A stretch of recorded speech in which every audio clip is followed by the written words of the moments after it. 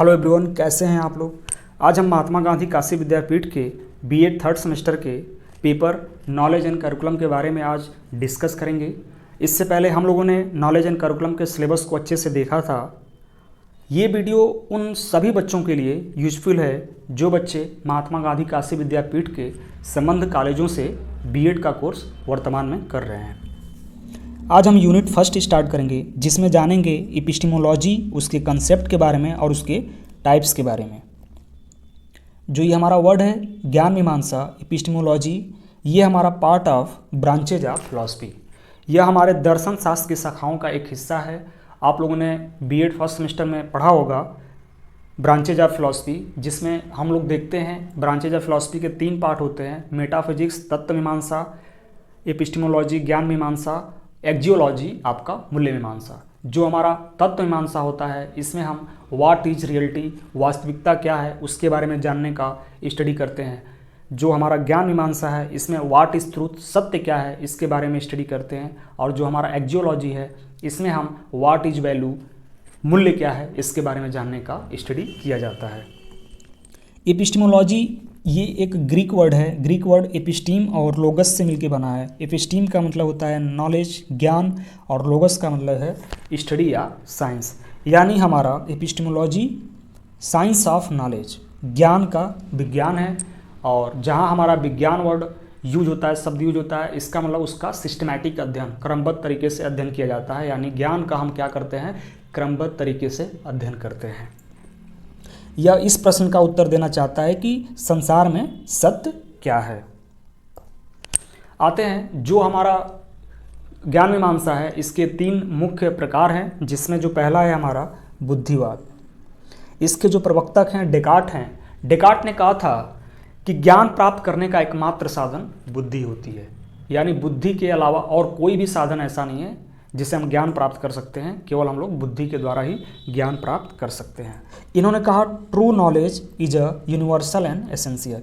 यानी कि जो हमारा सत्य ज्ञान है, सार्वभौमिक व अनिवार्य होता है।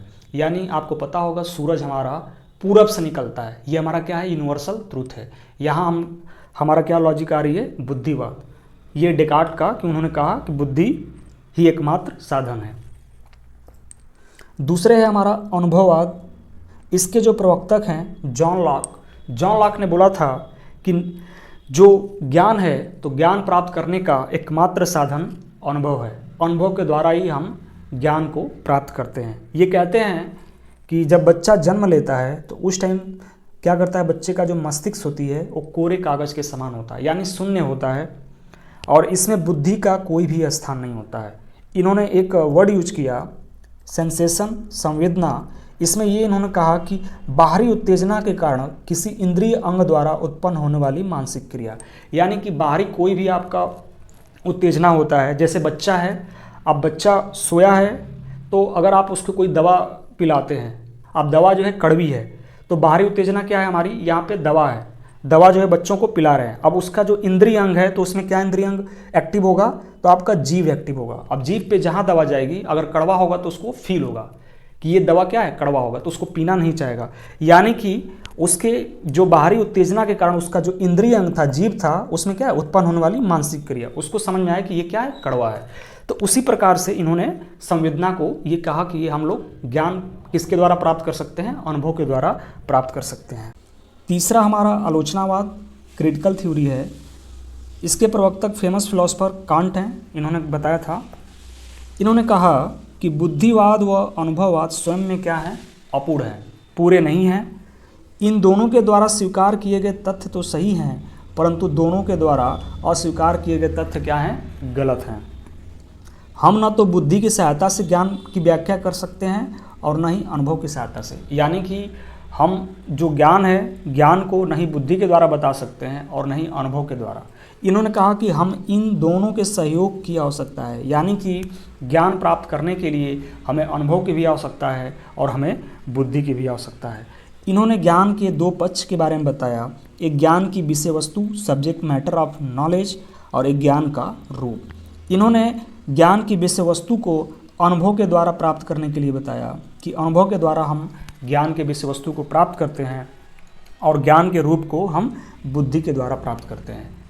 एक एग्जाम्पल बहुत सटीक मैं बताना चाहूँगा आपको कि जो हमारा ज्ञान का विषय वस्तु है, जैसे कि मान लीजिए हमें पेन हो रहा है, पेट में पेन हो रहा है, तो पेट में पेन हो रहा है तो हमारा अनुभव ये कहता है कि गैस होगा या कोई और प्रॉब्लम होगी, ये मेरा अनुभव कहता है।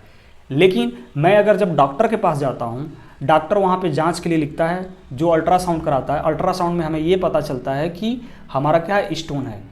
तो हमारा स्टोन आना वो क्या हुआ हमारा, तो हमारा बुद्धि थी, वहाँ पे बुद्धि का प्रयोग किया गया है। और लेकिन मेरा अनुभव कहता था कि मेरा जो है पेट में क्या है, गैस होगा, ये हमारा क्या है, अनुभव था। तो यहाँ पे अनुभव जब मुझे हुआ कि नहीं मेरा पेट दर्द कर रहा है, तो मैंने कहाँ गया, मैं जो डॉक्टर के पास गया।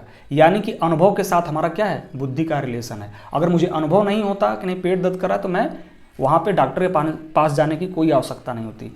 तो मैं जब डॉक्टर के पास गया तो मुझे वहाँ पे जो एक सत्य जो नॉलेज है वहाँ पे मुझे प्राप्त होता है। तो इसलिए इन्होंने कांट ने जो है आलोचनावाद में ये कहा कि अनुभव और बुद्धि दोनों की आवश्यकता एक साथ है, तब जाके हम लोग एक बेहतर और एक अच्छे ज्ञान की प्राप्ति कर सकते हैं।